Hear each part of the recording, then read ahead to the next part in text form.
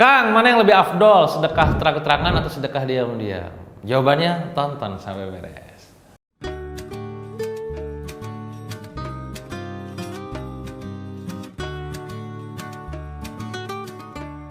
Oke teman-teman, banyak pertanyaan yang masuk dan juga peringatan dan juga mungkin pengingat lah ya buat saya pribadi gitu ya. Kang, sedekah gak harus dipublish, nanti jadi khawatir jadi ria, jadi sum'ah dan segala macam. Terima kasih buat reminder semuanya, doanya aja, doakan semoga saya tetap bisa menjaga hati ini tetap on the track gitu ya. Nah, yang saya sampaikan di sini adalah perihal tentang sedekahnya yang tadi tuh, yang terang-terangan atau diam-diam. Sesungguhnya teman-teman, kalau Anda baca dalilnya, banyak dalil di Al-Qur'an yang mengatakan bahwa sesungguhnya kita bisa bersedekah itu mau terang-terangan, mau diam-diam boleh, dua-duanya boleh. Tapi saya tidak menemukan dalil tentang misalkan bahwa misalkan sholat tahajud terus dipamerkan atau sholat duha atau hafalan Quran atau apa, itu nggak ada. Jadi memang ibadah-ibadah ubudiyah yang lain itu memang kita sebisa mungkin disembunyikan, jangan ditonjolkan, jangan sosokan lah, jangan dipamerkan. Dalam konteks sedekah itu sangat bisa kita terang-terangan. Tentu niatnya tetap harus kita jaga, banyak zikir, banyak beristighfar, dan niatkan itu untuk menjadi syiar ngajak kebaikan kepada orang lain. Siapa sosok yang melakukan sedekah terang-terangan di dunia ini? Udah jelas banyak. Ya, kalau kita beralih pada sahabat, brand ambasadornya bahasanya kurang lebih adalah Umar bin Khattab. Beliau melakukan sedekah terang-terangan, ya. Abdurrahman bin Auf melakukan sedekah terang-terangan, gitu ya. Tapi adakah yang sedekah sembunyi-sembunyi diam-diam? Banyak juga. Dan brand ambasador yang terkenal dari sedekah diam-diam adalah Abu Bakar As-Siddiq. Beliau adalah sosok sahabat Nabi. Ya, dua orang ini teman-teman, Abu Bakar dan Umar ini, yang makamnya itu bersampingan sama Rasul. Yang satu orang ini adalah orang yang solehnya minta ampun, pengikut setianya Rasul gitu kan. Rasa-rasanya jarang ditemukan cacat di dia gitu kan, walaupun setiap manusia punya kesalahan, tapi ya rasa-rasanya ya jarang gitu ya. Itulah Abu Bakar As-Siddiq. Yang satu lagi adalah sosok yang sangat-sangat dulunya keras, hampir aja bunuh Nabi, Umar bin Khattab. Makamnya bersampingan. Itu adalah sebuah kode buat kita. Orang salah yang bertobat bisa jadi soleh, bisa sejajar derajatnya sama Rasul dan juga Abu Bakar gitu loh. Nah, apapun yang saya sampaikan bicara masalah sedekah tadi, Muniru Umar sedekah terang-terangan monggo.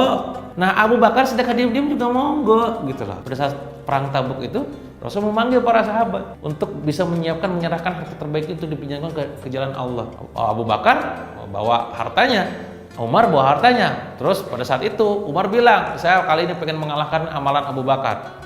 Maka ditanya sama Rasul, kamu bawa berapa? Kamu bawa gimana? Gitu kan? Dia sedekahkan setengahnya hartanya di jalan Allah untuk perang. Terus Abu Bakar ditanya, kalau Abu Bakar kamu bawa apa? Saya bawa semuanya katanya. Disitulah Umar merasa bahwa dia tidak mungkin mengalahkan amalan Abu Bakar. Jadi Abu Bakar kalau bersedekah terang-terang itu totalitas semuanya.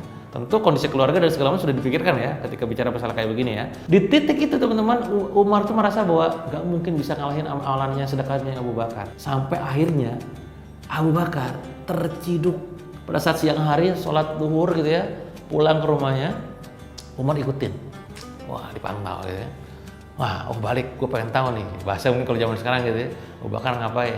Pas pulang ke rumah, diketok-ketok ke rumah, Abu Bakar ada enggaknya ke rumahnya itu, ternyata kata anaknya nggak ada. Jarang Abu Bakar jam segini ke rumah katanya. Ya loh, saya setiap kali ini selalu lihat ke sini, ternyata tidak, dia lanjut perjalanan. Dan memang terjadi teman-teman semua, Abu Bakar datang ke sebuah tempat, sebuah janda gitu ya, seorang rumah yang di dalamnya mungkin orang tua, sudah janda gitu ya, dan dia udah tua gitu ya, dan harus dibantu. Dan apa yang terjadi di situ, dia bersihin pakaiannya, dibersihin perabotannya, jadi tukang bersih lah. Bayangin loh, khalifah, orang hebat, rela nurunin egonya, ngebantuin orang, nolong orang. Dan itu diciduk sama Umar. Pada saat udah berangkat, Abu Bakar nanya, Bu, siapa itu? Oh ini cerita, udah sejak kapan? Udah berapa tahun katanya. Ya inilah yang akhirnya saya gak mungkin bisa ngalahin amalan Abu Bakar. Abu Bakar tuh banyak sedekah diam-diamnya, gak pernah dikata sama yang lain gitu loh. Nah, apa pelajarannya teman-teman semua? Mau terang-terangan boleh, menginspirasi, mau diam-diam juga boleh. Hanya Anda yang tahu dan Allah. Hanya Anda fokus cari muka di hadapan Allah. Jadi jangan diperdebatkan lagi soal terang-terangan dan sedekah diam-diam. Silakan dua-duanya boleh dilakukan. Kalau terang-terangan berarti niru caranya Umar dan Abdurrahman dan sejenis Utsman dan lain-lain. Kalau diam-diam niru caranya Abu Bakar, dan duanya boleh dilakukan ya. Dan ingat, pada saat kita melihat orang lain bersedekah terang-terangan, baik sangkalah bahwa dia punya sifat sedekah diam-diamnya juga gitu ya. Kita pun walaupun kita nggak tahu nominalnya berapa, yang pasti tugas kita lah jangan sampai hanya gara-gara orang berbuat baik kita justru malah jadi suudzon. yang jadi malah jelek kan, jadinya buat kita malah punya dosa berarti kan. Itu aja mungkin teman-teman untuk video kali ini. Intinya adalah sedekah terang-terangan boleh, sedekah diam-diam boleh. Yang nggak boleh itu adalah terang-terangan, diam-diam, kagak sedekah, komen dan nyinyir mulu. Itu aja mungkin ya. Sampai jumpa di video yang lain. Silahkan share sebanyak-banyaknya video ini ke teman-teman yang lain.